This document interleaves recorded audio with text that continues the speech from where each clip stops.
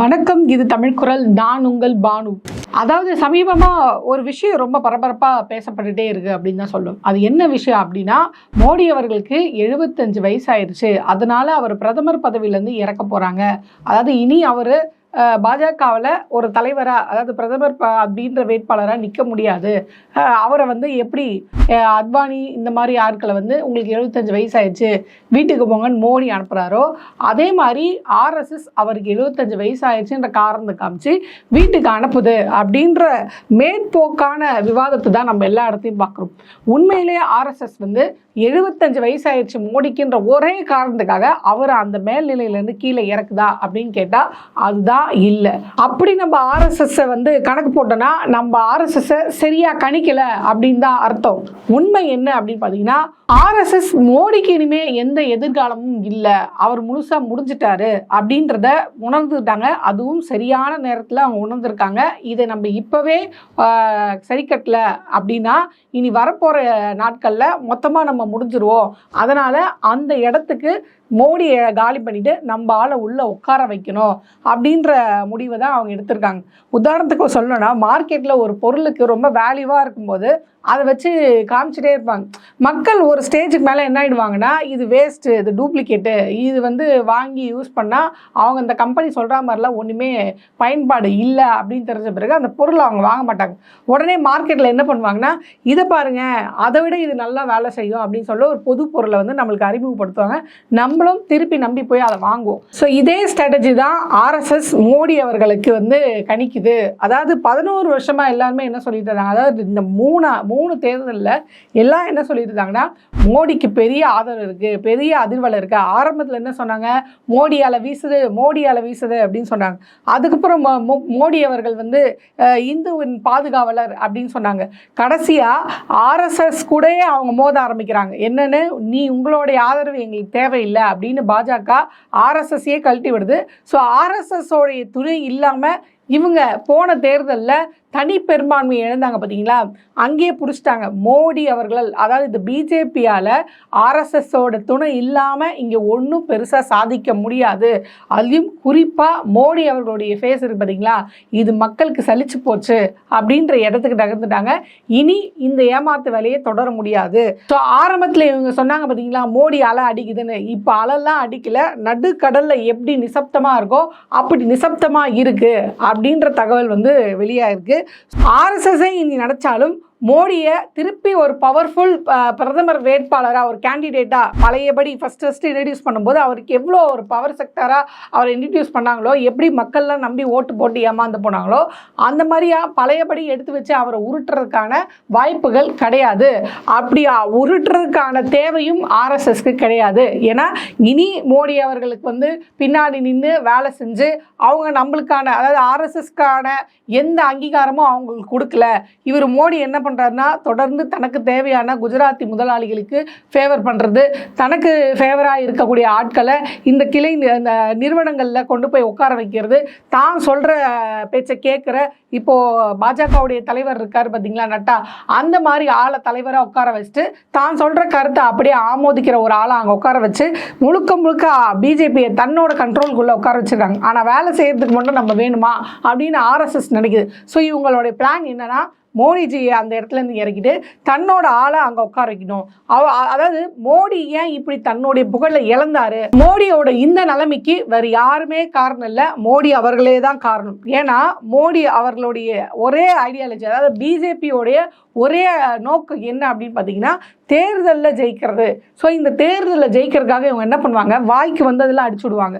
இதை பண்ணுறோம், அதை பண்ணுறோம், இதை பண்ணுறோம், நாங்கள் தான் இந்தியாவே தூக்கி நிறுத்த போகிறோம் அப்படின்னு சொல்லுவாங்க. ஆனால் தேர்தலில் ஜெயிச்சு பதவியில் போய் உட்கார்ந்தோடனே நாட்டையும் நாட்டு மக்களையும் பற்றி அவங்க கவலைப்படவே மாட்டாங்க. சொன்னதையே சொல்லுவாங்க. அதாவது 1 வருஷம் 2 வருஷம் அப்படி சொன்னால் பரவாயில்ல, அதாவது ஒரு தேர்தல் 2 தேர்தல் சொன்னால் பரவாயில்ல. கிட்டத்தட்ட 11வது வருஷத்தில் இப்போ இருக்காங்க. 10 வருஷத்துலேருந்து 11 வருஷத்துல இருக்காங்க. இந்த 11 வருஷத்தில் அவங்க எவ்வளோ தேர்தல் வாக்குறுதிகளை வந்து அவங்க நிறைவேற்றினாங்க. குறிப்பா மோடி அவர்கள் அவருடைய தேர்தல் வாக்குறுதிகளை நீங்க எடுத்து பார்த்தாலே அவர் எந்த அளவுக்கு அது வெறும் பொய்யான வாக்குறுதிகள் அப்படின்ட்டு தெரிய வரும். அது வந்து ஏதோ ஒரு தேர்தலில் அந்த வாக்குறுதி கொடுத்து அடுத்த தேர்தலில் அதை நிறைவேற்றினாரா அப்படின்னு பார்த்தா அது கூட இல்லை. இப்போ 3வது தடவையாக ஜெயிச்சு வந்திருக்காங்க 11வது வருஷத்துல. ஆனா இன்ன வரையும் அதை அவங்க வந்து எதையும் நிறைவேற்றி காட்டல. குறிப்பா ரொம்ப முக்கியமான வாக்குறுதிகளை நம்ம எதை எடுத்துக்கலாம் அப்படின்னு பார்த்தீங்கன்னா, நாங்க ஆட்சிக்கு வந்ததும் விலைவாசிகளை கட்டுப்படுத்துவோம் அப்படின்னு சொன்னாங்க. நாங்க ஆட்சிக்கு வந்ததும் கருப்பு பணத்தை ஒழிப்போம், வெளிநாட்டில் இருக்க கருப்பு பணத்தெல்லாம் வந்து மீட்டெடுப்போம், இது மட்டும் இல்லாமல் பெண்களுக்கு நாங்கள் தான் ரொம்ப பாதுகாப்பாக இருப்போம், அப்படியான சூழலை வந்து இந்தியாவில் நாங்கள் ஏற்படுத்தி கொடுப்போம்னாங்க. இதையும் அவங்க செய்யலை. அடுத்ததாக வேலை வாய்ப்பு, இளைஞர்களுக்கு வேலை வாய்ப்பு ஏற்படுத்தி கொடுப்போம்னு அவங்க வந்து வாக்குறுதி கொடுத்தாங்க. அதையும் செய்யலை. இதுக்கப்புறம் விவசாயிகளின் நலன், விவசாயிகளோட வருமானத்தை ரெட்டிப்பாக மாற்றணும்னு சொன்னாங்க. அதையும் அவங்க இது வரைக்கும் செய்யலை. நாட்டோடைய எல்லை பாதுகாப்பை உறுதியாக நாங்கள் வச்சிருப்போம் நாங்கள், அதையும் செய்யலை. மாறாக மோடி அவர்கள் தேர்தல் ஜெயிச்சு வந்த பிறகு அவர் என்ன பண்றாருன்னா, கடுமையான வரிகளை வந்து மக்கள் தலையில சுமத்துறாரு. இந்த வரியின் காரணமாக ஜிடிபி ஏறிடுச்சு, நாங்க நாட்டில் அதாவது உலகத்துல 4வது இடத்துல இருக்கிற நாடா நாங்க மாறிட்டோம் பொருளாதாரத்துல அப்படின்னு கதை அளக்கிறார். இது மட்டும் இல்லாம நாட்டோடைய பாதுகாப்புல எவ்வளோ அலட்சியமா இருந்தாங்க அப்படின்றது இந்த பஹல்காம் தாக்குதல்லே நம்மளுக்கு வந்து தெரிஞ்சு போச்சு. இது மட்டும் இல்லாமல் இஸ்லாமியர்கள் மீது வெறுப்பு அரசியல் பண்ணுறதும், அவர்களை வந்து இந்த நாட்டிலே வாழ்கிறதுக்கே வழி இல்லாத நிலைக்கு அவங்களை கொண்டு போய் நிறுத்துற மாதிரி ஒடுக்கப்பட்ட மக்கள் மீதும் இந்த தலித் மக்கள் மீதும் இவங்க பண்ணுற பாரபட்சம் இருக்கு பாருங்களா, அதெல்லாம் உச்சபட்சமாக இருக்குது. இது மட்டும் இல்லாமல் தேர்தல் நேரத்தில் இவங்க பண்ணுற அந்த குளறுபடி இருக்குது பார்த்தீங்களா, இந்த குளறுபடிகள்லாம் வந்து மக்கள் மத்தியில் பாஜக மேலே ஒரு வெறுப்பையே ஏற்படுத்தி இருக்கு. ஆனா இது பாஜக அப்படின்ற கட்சியை போய் சேராது.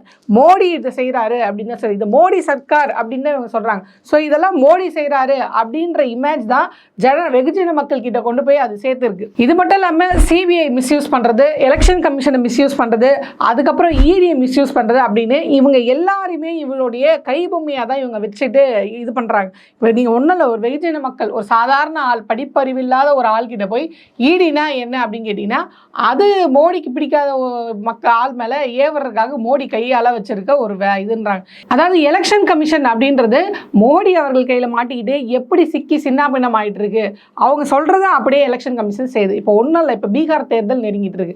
இந்த பீகார் தேர்தலில் இவர் ஏன் இவ்வளவு தூரம் பண்றாரு? ஏற்கனவே மகாராஷ்டிராலையும் ஹரியானாலும் இவங்க ஜெயிச்சுட்டாங்களே. இப்படி ஜெயிச்சிருக்கும் போது இவங்க என்ன பண்ணிருக்கணும் பார்த்தீங்களா, நாங்க எங்க நின்னாலும் நாங்க ஜெயிச்சுதான் வருவோம் அப்படின்னு மார்த்தட்டி இருக்கணும், ரொம்ப தைரியமா இருந்திருக்கணும். ஆனா மாறாக பீகார் எலெக்ஷன் வரும்போது இவர் ஏன் இவ்வளோ தூரம் பதறாரு? அவருடைய பதற்றத்துடைய உச்சபட்சம் என்ன அப்படின்னு பார்த்தீங்கன்னா, திடீர்னு நாங்கள் வந்து கட்டாயமா இந்த வாக்காளர் அட்டை இருக்கு பார்த்தீங்களா, இதை வந்து நாங்கள் சீர்திருத்த போகிறோம் அப்படின்னு சொல்லி இறங்கியிருக்காங்க. ஸோ பீகாரில் மட்டும் இப்போ கிட்டத்தட்ட 35 லட்சத்துக்கு மேற்பட்டவர்கள் தங்களுடைய வாக்குரிமையை இழந்திருக்காரு. அதாவது அவங்க அதுக்காக கேட்குற ப்ரூஃப்லாம் இருக்கு பார்த்தீங்களா, அது அசாதாரணமானதாக இருக்கு. 1987 பிறந்தவங்களுடைய அப்பா அம்மாவுடைய பர்த் சர்டிஃபிகேட்லாம் கொடுங்க, உங்களோட பர்த் சர்டிஃபிகேட் கொடுங்க. அப்போ இத்தனை வருஷமா எந்த ஓட்டர் ஐடியை வச்சு நம்ம ஓட்டு போட்டோமோ அந்த ஓட்டர் ஐடி செல்லாது அப்படின்னு கொண்டு வந்து இப்போ அது செல்லாது, நீங்கள் புதுசாக இந்த மாதிரி ப்ரூஃப் எல்லாம் கொடுங்க அப்படின்னு மக்களை அலைவிடுறது. ஸோ இப்போ மக்கள் எப்படி யோசிப்பாங்கன்னா, இதுக்காக அலையிறதா பொழப்ப பார்க்கறதா அப்படின்னு யோசிச்சுட்டு தான் இருப்பாங்க. கடைசி வரையும் அந்த எலெக்ஷனில் பற்றி அவங்க சிந்திக்கவே மாட்டாங்க. இப்போ அந்த எலெக்ஷன் கிட்ட நெருங்க வரையும் மக்களை எதை அலக்கடிக்க வச்சுட்டே இருக்கிறது.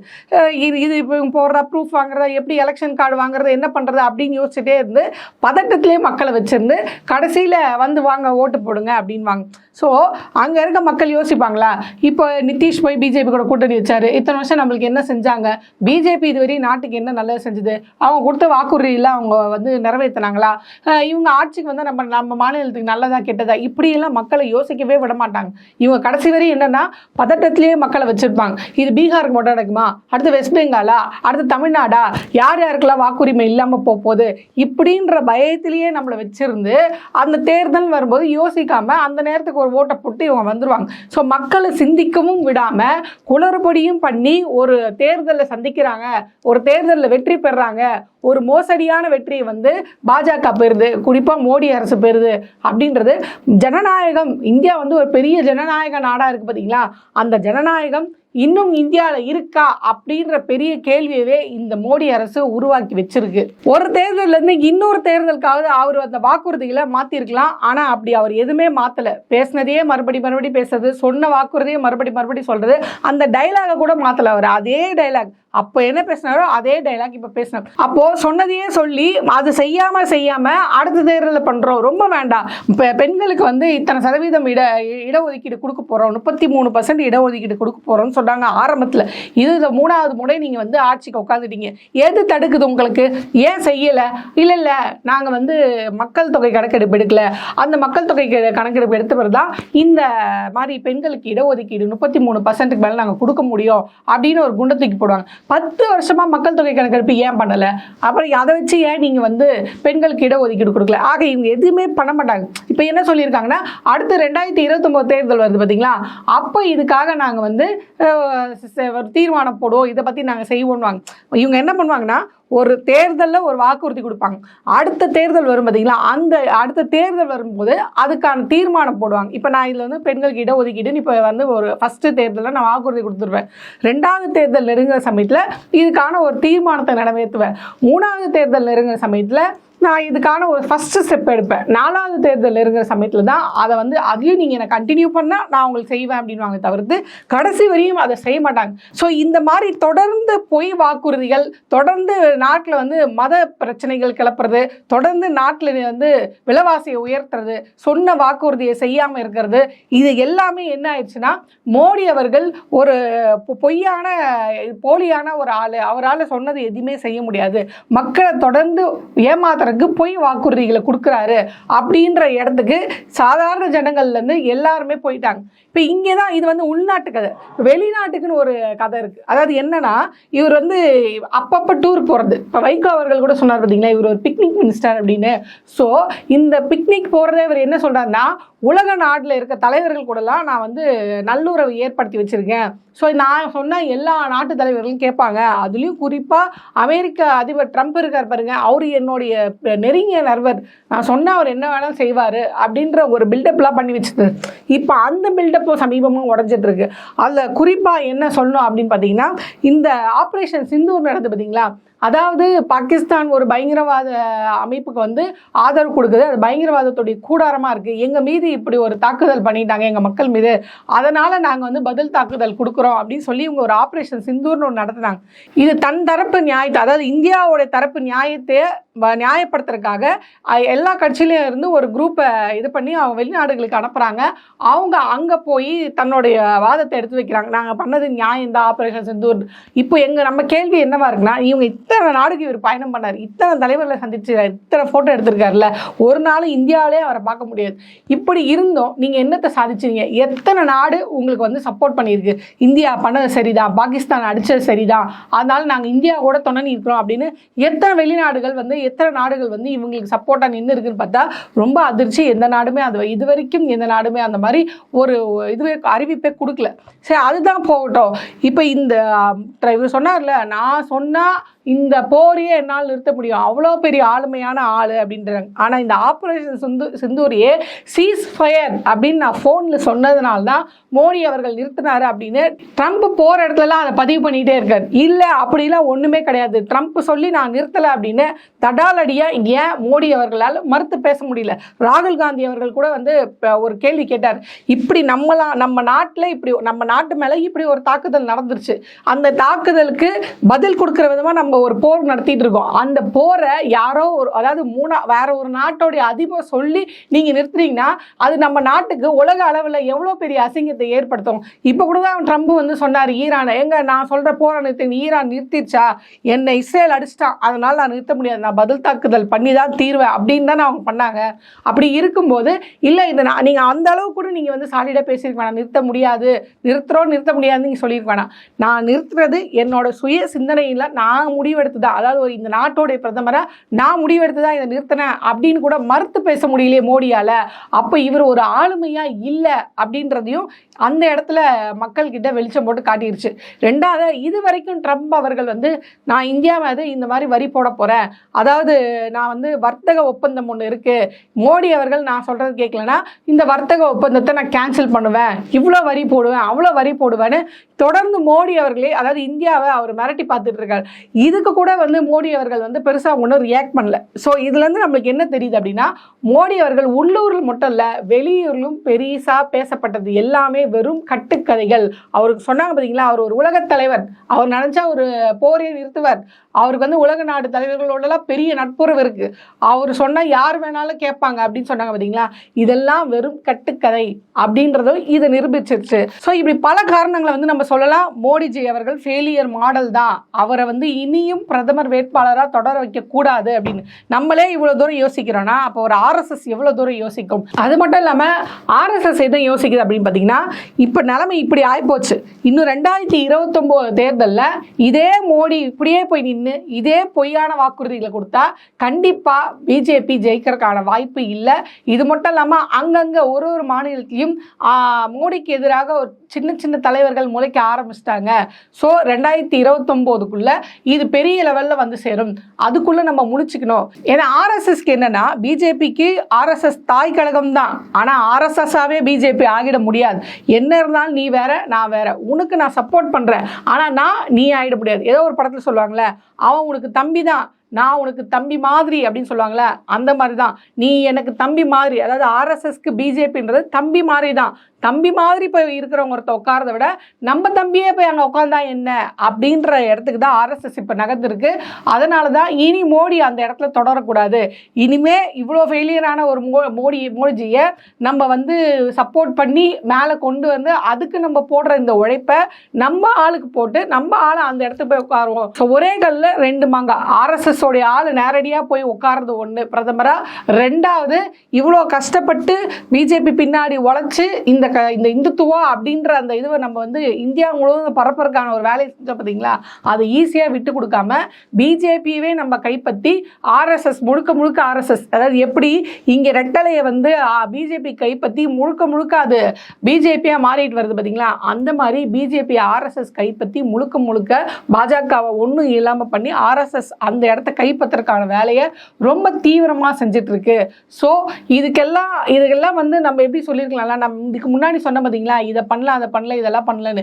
இதெல்லாம் செய்யாமல் மோடி அவர்கள் ஒருவேளை மக்களுக்கு நல்லது நினச்சிருந்தாருன்னா, இந்த 3 முறை ஆட்சி பிடிச்சிங்களே, இந்த 3 முறையில் ஒரு முறையாவது நீங்கள் வந்து மக்களுக்கு நல்லது நினச்சிருந்தீங்கன்னா இந்த நிலைமை மோடி அவர்களுக்கு வந்திருக்காது. கொஞ்சம் நினச்சி பாருங்க, அவர் அப்படி மக்களுக்கு நல்லது செஞ்சிருந்து மதசார்பின்மை என்ற நாடா, ஜனநாயக நாடா இந்த நாட்டை வழிநடத்தி கொண்டு போயிருந்தா இன்னைக்கு ஆர்எஸ்எஸ் சப்போர்ட் இல்லாம தனிப்பெரும்பான்மையாக பிஜேபி ஜெயிச்சிருக்கலாம்.